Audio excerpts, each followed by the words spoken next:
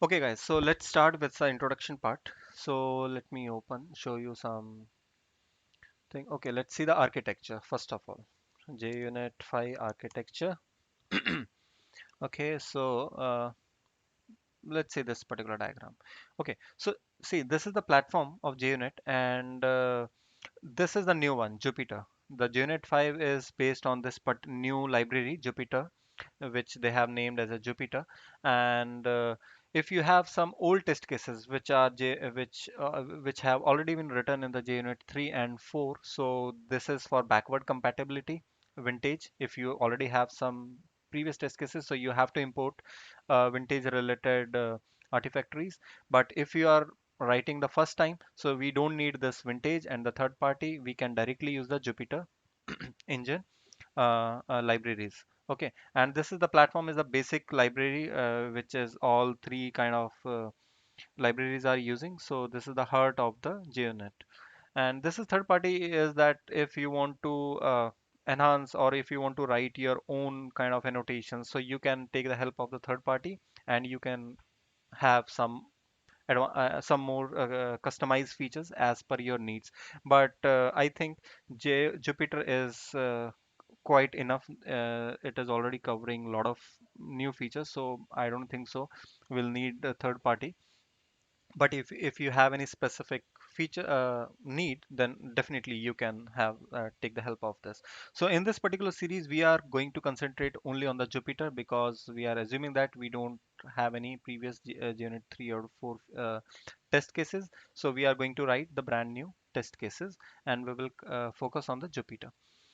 Okay, so for the Jupyter, uh, let's go and see the Maven dependencies.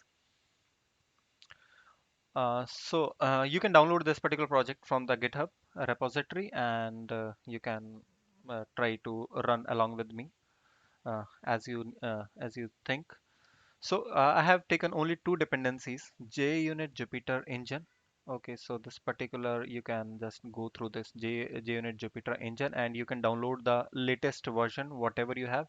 And just what I think you should always download a version which have the maximum usage. Okay, so if in this kind of particular time, I think we should always go with 582. Okay, because maximum usage this is having. Okay, we'll not go to the 5.7 because this is very old. So we'll try to take the latest with the having the maximum usage. Okay, so you can go here, you can copy this particular thing, dependencies, and you can paste in your pom.xml. And we have one more dependency, JUnit Jupyter params. Okay, so this particular dependency is getting used whenever we are using the parameter in our test cases. So in the advanced topic, we will see how to parameterize our test cases. In those cases, we need this dependency. Otherwise, this is more than enough if you don't have any those kind of test cases. Okay, only two dependencies. These are some of the different features which are for some other projects. So you can skip these three dependencies for the timing. So as of now, you need only two dependencies. Okay.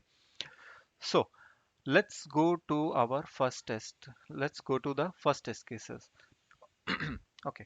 Let's first see the imports. So okay, import is simple, and here we have covered all the basic tags like before all, before each, at the rate test. Okay, so there are three tags: before all, before each, and test.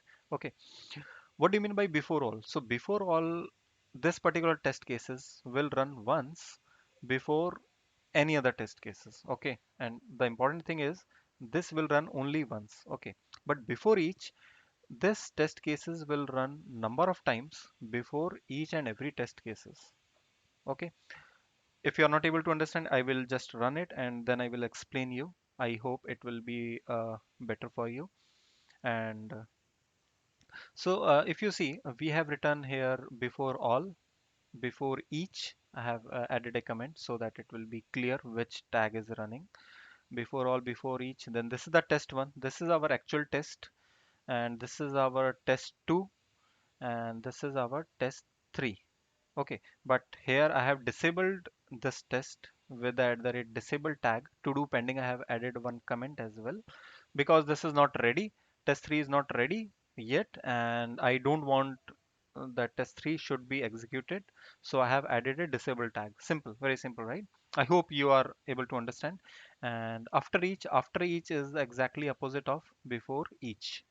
Before each and after each comes together, and before all, after all comes in a pair. Okay, so this is the execution. Let me run, then I will explain you again. It will be easy for you guys. So see, before each runs only once. Before all, sorry. So before all running only once, and after all is running once. Okay, so before all always run first. After that, you can see before each is running multiple times. Before each is running before the test 1, and again before each is running before the test 2. So this is the difference between before all and before each. This is again also a interview question if somebody asks that the difference between a before all and before each. So before each is running before each and every test. If you have 100 test cases in a class, so before each will run 100 times, but before all will run only once, even if you have 100 test cases. Okay, and after each always run in a pair with before each, just before and after a single particular test, and similarly before and after uh, of test 2. And if you if you see, test 3 has not been run because that has been disabled. That's why there is no test 3 here. And display name, I have added only on the top of the test 2. So we'll see, let me run again and I will show you. Here is a JUnit report. So test method 1 has been printed as it is. Exactly the method name has been printed here. But in case of test 2, the test method 2 has not been printed here. Rather, the display name has been printed. Okay, see the beauty. So generally test name are kind of technical. Okay, so it may not be very helpful for the business people. But here you can give some generic statement which can be easy to understand for the business people. So that's why the display name is here. You can give any BDD kind of statement here. So this is the display functionality of display name. And test 3, you can see it has not been executed and it has been skipped. If you see, all the 3 test cases has run. So this report is including that we have run the test 3, but one has been skipped. So ideally only 2 test has been run and third has been skipped. Okay, so this is the meaning of this particular class. Okay, so I hope this is easy to understand for the first chapter, and in the next chapter we'll go for the uh, next thing. Let's see. Thank you guys for watching. Let's jump to the next chapter.